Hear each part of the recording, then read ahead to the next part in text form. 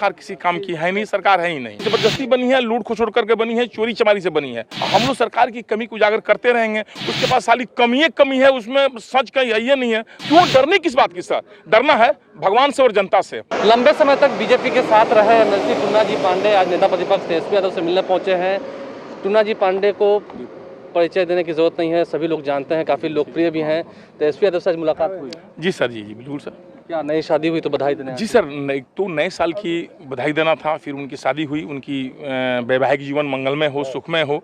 और राबड़ी जी का जन्मदिन भी था 1 तारीख को, तो हम उस दिन नहीं आ सके, भी बधाई देना था, उसी लिए आए। लेकिन टूना जी पांडे बेबाक तरीके से बोलते हैं, लोगों को कहते हैं, खुला चैलेंज भी देते हैं, किसी से डरते भी नहीं हैं।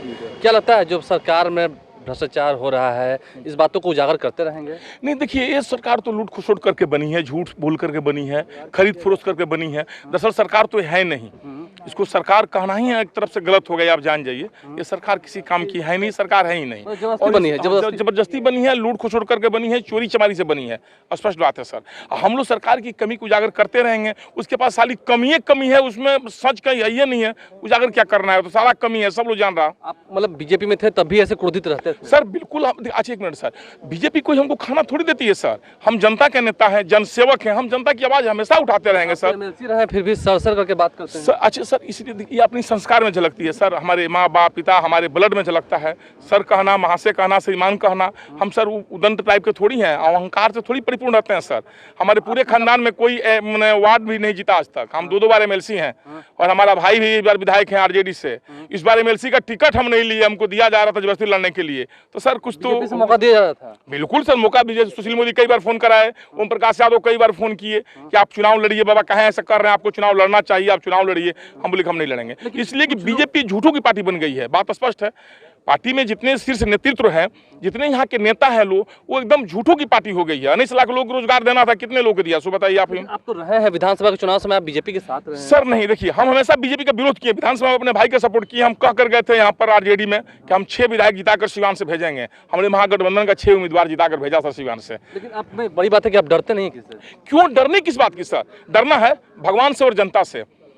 जनता और किसी से नहीं, जनता हमारी मालिक है, जनता ही हमको इस पोस्ट पर भेजी है ना। भगवान हमको पैदा किए हैं। हमने देखा है कि कई बार आप कार्य समिति के बैठक में भी रहे हैं, भले ही बीजेपी से नाता आपका टूट गया हो, लेकिन कुछ लोग हैं जो चाहते हैं कि बीजेपी से ना जाए। नहीं, बिल्कुल, देखिए, हर किसी में लोग चाहने वाले लोग होते हैं। हमारे भी बहुत लोग ऐसे बीजेपी में हैं जो चाहते हैं कि बीजेपी से हम अलग न हो, हमको बीजेपी में बुलाने की कोशिश की जा रही है। का भी ऑफर दिया गया? जी बिल्कुल बिल्कुल। हम अभी कह रहे हैं कि सुशील मोदी जी ओम प्रकाश यादव से फोन कराए। ओम प्रकाश यादव जी वहाँ के पूर्व सांसद कई बार हमसे कहे, और भी कई नेता वहाँ के जिला अध्यक्ष को फोन करके कहे, लेकिन हम नकार दिए। नहीं चुनाव तो क्या आरजेडी से आप? सर नहीं, आरजेडी से भी हम मिल सकता था हमको, लेकिन हमको चुनाव एमएलसी का नहीं लड़ना था। इसलिए नहीं लड़ना था कि हमारा एक वादा है कि जब तक शहाबुद्दीन साहब के परिवार के कोई व्यक्ति सदन में नहीं आएगा, ताउम्र हम चुनाव नहीं लड़ेंगे सर। उम्मीद है आरजेडी देगी मौका? क्यों नहीं मौका दे, बिल्कुल मौका देगी सर।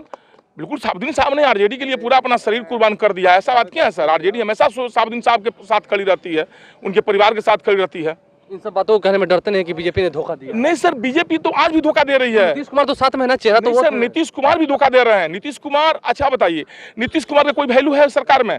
नीतीश कुमार जी ने, हमारे राबड़ी देवी जी ने जब मुख्यमंत्री थी उस टाइम इन्होंने आवाज उठाया था विशेष राज्य का दर्जा का।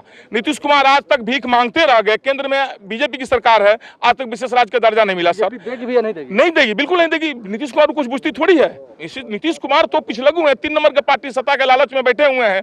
केंद्रीय यूनिवर्सिटी की मांग मांगते रह गए, केंद्र सरकार उनका नहीं दिया। जातीय जनगणना कराने की मांग मांगते रह गए, नीतीश जी नहीं दिया। नीतीश जी का वैल्यू है क्या?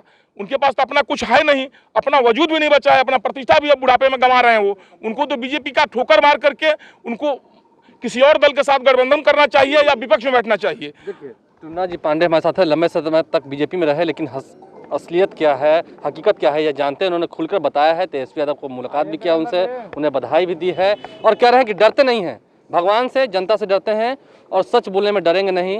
बीजेपी ने ऑफर दिया था, फिर भी नहीं जाएंगे। अब देखते हैं आगे इनका फैसला क्या होता है, उस पर हमारी नज़र जो है टिकी रहेगी। बहुत बहुत धन्यवाद। आप पटना मुलाकात की है, हमारे चैनल को सब्सक्राइब कर लें, साथ साथ फेसबुक पेज भी लाइक करें। धन्यवाद।